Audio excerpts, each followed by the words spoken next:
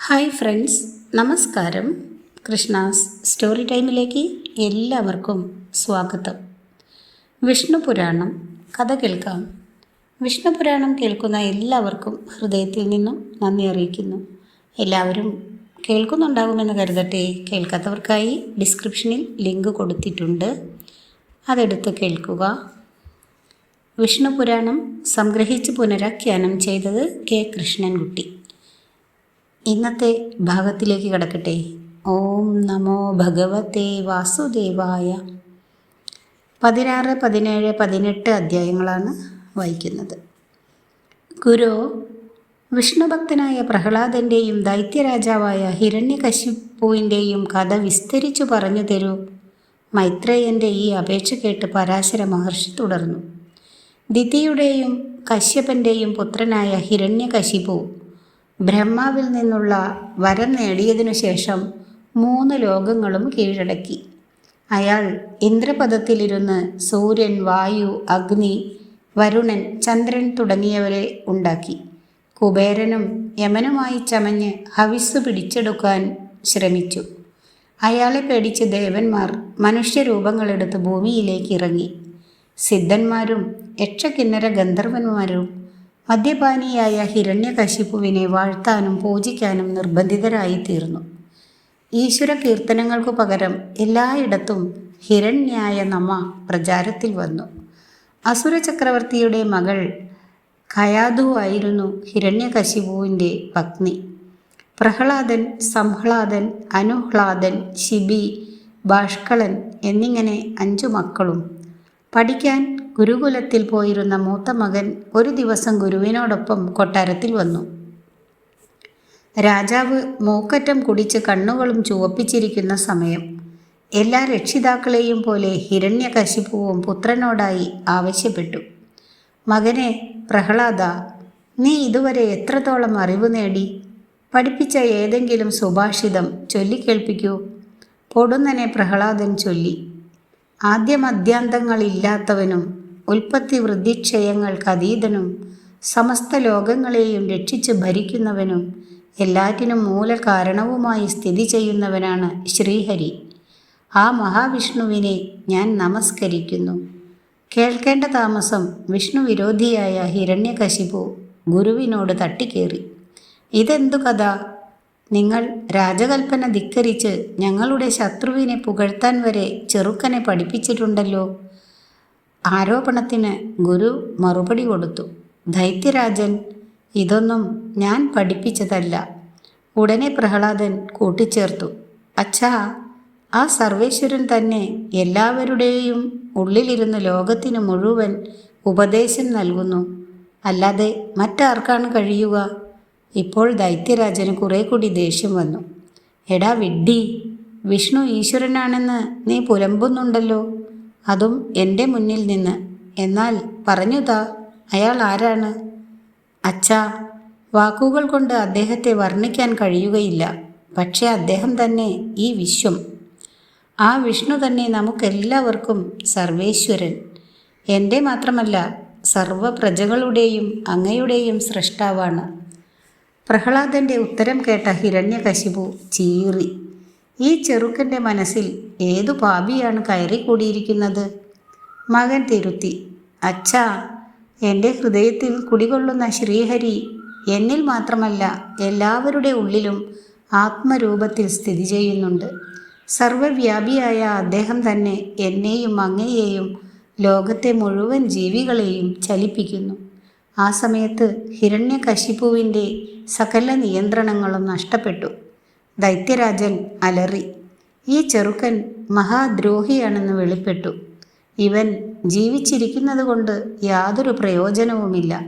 ഇവൻ നമ്മുടെ കുലം എരിയിക്കാനുള്ള കനൽ കട്ടയാണ്. എത്രയും വേഗം ഇവനെ കൊണ്ടുപോയി വധിക്കുക. രാജാവിൻ്റെ ആജ്ഞയനുസരിച്ച് പ്രഹ്ലാദനെ വധിക്കാൻ രംഗമൊരുങ്ങി. അനേകായിരം അസുരന്മാർ ആ ബാലനെ വധിക്കാൻ ആയുധങ്ങളുമായി പാഞ്ഞു ചെന്നു. അവരോട് പ്രഹ്ലാദൻ വെളിപ്പെടുത്തി. ദൈത്യന്മാരെ, ഭഗവാൻ വിഷ്ണു എന്നിലും നിങ്ങളിലും നിങ്ങളുടെ ആയുധങ്ങളിലുമുണ്ട്. അതിനാൽ ആയുധങ്ങളുടെ ശക്തി പാഴായി പോവുകയേ ഉള്ളൂ. പിന്നീട് എല്ലാ അസുരന്മാരും അവരുടെ ആയുധങ്ങളും പ്രഹ്ലാദൻ്റെ മേൽ വീണെങ്കിലും വിശേഷിച്ചൊന്നുമുണ്ടായില്ല. ഇതു കണ്ട് ഹിരണ്യകശിപു അനുനയത്തിനൊരുങ്ങി. എടാ കുഞ്ഞെ, എൻ്റെ എതിരാളിയെ സ്തുതിക്കുന്നത് നിർത്തുക. നിന്നെ ഞാൻ വെറുതെ വിടാം. മകൻ വഴങ്ങിയില്ല. എല്ലാ ഭയങ്ങളും നശിപ്പിക്കുന്ന ഭഗവാൻ ശ്രീഹരി എൻ്റെ ഹൃദയത്തിലിരിക്കുന്നുണ്ടല്ലോ, പിന്നെ എനിക്കെന്തു ഭയം? അപ്പോൾ ഹിരണ്യകശിപു നാഗങ്ങൾക്ക് കൽപ്പന കൊടുത്തു.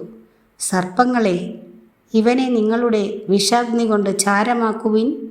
തക്ഷകൻ തുടങ്ങിയ ഘോരനാഗങ്ങൾ പ്രഹ്ലാദന് ശിരസ്സു മുതൽ ഉള്ളങ്കാൽ വരെ അനേക പ്രാവശ്യം കൊത്തി.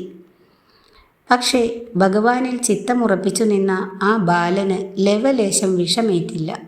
സർപ്പങ്ങൾ തോറ്റ് പിൻവാങ്ങുന്നത് കണ്ട് ഹിരണ്യകശിപു ദിഗ്ഗജങ്ങളോട് ആവശ്യപ്പെട്ടു. ഈ ധിക്കാരിയെ കൊമ്പിൽ കോർത്ത് ചവിട്ടി അരയ്ക്കുക. എന്നാൽ ആ കർമ്മത്തിന് മുതിർന്ന ദിഗ്ഗജങ്ങളുടെ കൊമ്പുകൾ ഒടിയുകയും ഇളകുകയും ചെയ്തു.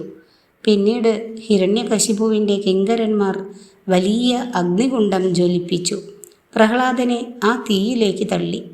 ആ സമയത്ത് അസുരഗുരുവായ ശുക്രാചാര്യർ ഇടപെട്ടു. രാജൻ, ഇവനെ ഞാൻ പഠിപ്പിച്ചു നോക്കാം. എന്നിട്ടും നേരെയാവുന്നില്ലെങ്കിൽ കൃത്യകയെ കൊണ്ട് വധിപ്പിക്കാം. ശുക്രാചാര്യൻ്റെ ആശ്രമത്തിലെത്തിയ പ്രഹ്ലാദൻ സൗകര്യം കിട്ടുമ്പോഴെല്ലാം അവിടെ താമസിച്ചു പഠിക്കുന്ന കുട്ടികളെ വിഷ്ണുഭക്തിയിലേക്ക് നയിക്കാൻ മുതിർന്നു. ചങ്ങാതിമാരെ, ബുദ്ധിശൂന്യത കാരണം മനുഷ്യർ വിശപ്പ്, ദാഹം മുതലായവയിൽ നിന്നുള്ള മോചനം തന്നെ സുഖമെന്ന് കരുതുന്നു. പക്ഷെ സത്യത്തിൽ അത് ദുഃഖം തന്നെയാണ്. തെറ്റിദ്ധാരണ കൊണ്ട് ആ ദുഃഖം സുഖമാണെന്ന് തോന്നുന്നു, അത്രയുള്ളൂ. എല്ലാ ജീവികൾക്കും ജനിച്ചു കഴിഞ്ഞാൽ പിന്നെ ബാല്യാവസ്ഥയും യൗവനാവസ്ഥയുമുണ്ട്. അതിനുശേഷം വരുന്ന വാർദ്ധക്യത്തിൽ നിന്നാണെങ്കിൽ ഒഴിഞ്ഞു മാറാനും സാധ്യമല്ല. ഇവയ്ക്ക് പുറമെ പുനർജന്മത്തിനു വേണ്ടി ഗർഭപാത്രത്തിൽ കിടക്കുക മുതലായ അവസ്ഥകൾ വേറെയുമുണ്ട്. ഈ അവസ്ഥകൾക്കെല്ലാം വിധേയമാകുന്ന ദേഹം തന്നെ എന്താണ്? മാംസവും രക്തവും മലവും മൂത്രവും ഞരമ്പുകളും അസ്ഥികൂടത്തിനുള്ളിൽ സ്ഥാപിച്ചുണ്ടാക്കിയ രൂപം. ഈ ദേഹത്തിൽ പ്രീതി തോന്നുന്ന മൂഢന് നരകം പോലും ഇഷ്ടപ്പെടാതിരിക്കുകയില്ലല്ലോ. സകല ദുഃഖങ്ങളും നിറഞ്ഞുകിടക്കുന്ന ഈ സംസാര സാഗരത്തിൽ നിന്ന് ഭഗവാൻ ശ്രീഹരി തന്നെ സകലരെയും കരകയറ്റുന്നു. ഇതാണ് സത്യം.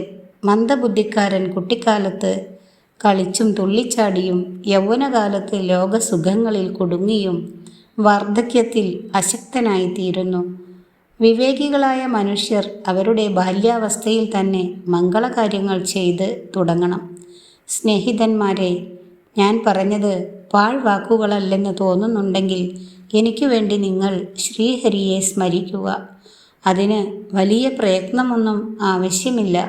ഏകാഗ്രതയോടെ അദ്ദേഹത്തെ മനസ്സിലോർത്താൽ മതി. അവിടുന്ന് നിങ്ങൾക്ക് സൽബലം തരും. പ്രഹ്ലാദൻ്റെ ഈ വക പ്രവൃത്തികളെല്ലാം യഥാസമയം അസുരഭൃത്യന്മാർ ചെന്ന് രാജാവിനെ ധരിപ്പിച്ചിരുന്നു. ഒരിക്കൽ പാചകക്കാർക്ക് രാജാവ് നിർദ്ദേശം നൽകി. അവൻ മഹാദുഷ്ടനും നിഷേധിയും ദുർബുദ്ധിയുമായി കഴിഞ്ഞിരിക്കുന്നു. അവൻ്റെ ആഹാരത്തിൽ കാളകൂടം ചേർത്ത് കൊടുക്കുക. വിഷം ഉള്ളിൽ ചെന്ന് ആ പാപി മരിക്കട്ടെ. അടുക്കളക്കാർ പ്രഹ്ലാദന് വിഷം ചേർത്ത ആഹാരം നൽകി. പ്രഹ്ലാദന് ഒന്നും സംഭവിച്ചില്ല. അപ്പോൾ ദൈത്യരാജാവ് പുരോഹിതന്മാരെ വരുത്തി ആവശ്യപ്പെട്ടു, നിങ്ങൾ എത്രയും വേഗം കൃത്യയെ നിർമ്മിച്ച് അവനെ വധിക്കാൻ വിടണം. പുരോഹിതന്മാർ പ്രഹ്ലാദനെ ചെന്നു കണ്ടു. അവർ ഹിരണ്യകശിപുവിൻ്റെ പുതിയ കൽപ്പന വെളിപ്പെടുത്തിയതിനു ശേഷം അച്ഛൻ്റെ എതിരാളിയെ കീർത്തിക്കുന്നത് മതിയാക്കാൻ ഉപദേശം കൊടുത്തു. പക്ഷേ പ്രഹ്ലാദൻ അവരുടെ അഭിപ്രായം സ്വീകരിച്ചില്ല. മാത്രമല്ല വിഷ്ണുവിനെ പൂർവാധികം വാഴ്ത്തുകയും ചെയ്തു. അപ്പോൾ പുരോഹിതന്മാർക്ക് ദേഷ്യം വന്നു. അവർ തീനാളങ്ങൾക്ക് തുല്യം ജ്വലിക്കുന്ന കൃത്യകയെ സൃഷ്ടിച്ച് പ്രഹ്ലാദനെ വധിക്കാൻ നിയോഗിച്ചു. കൃത്യക ഭൂമി ചവിട്ടിക്കുലുക്കി ചെന്ന് പ്രഹ്ലാദൻ്റെ നെഞ്ചിൽ ശൂലം കൊണ്ട് ശക്തിയോടെ കുത്തി.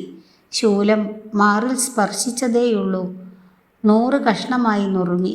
തോറ്റുപോയ കൃത്യക മടങ്ങിച്ചെന്ന് പുരോഹിതന്മാരെ തന്നെ ആക്രമിച്ച് സ്വയം ഇല്ലാതായി തീർന്നു. പുരോഹിതന്മാർ കൃത്യക മുഖേന ഭസ്മമാവുന്നത് കണ്ടപ്പോൾ പ്രഹ്ലാദൻ ഇടപെട്ടു. വിഷ്ണുവിനെ സ്തുതിച്ച് അവയെല്ലാം മുന്നേ പോലെയാക്കി കൊടുത്തു.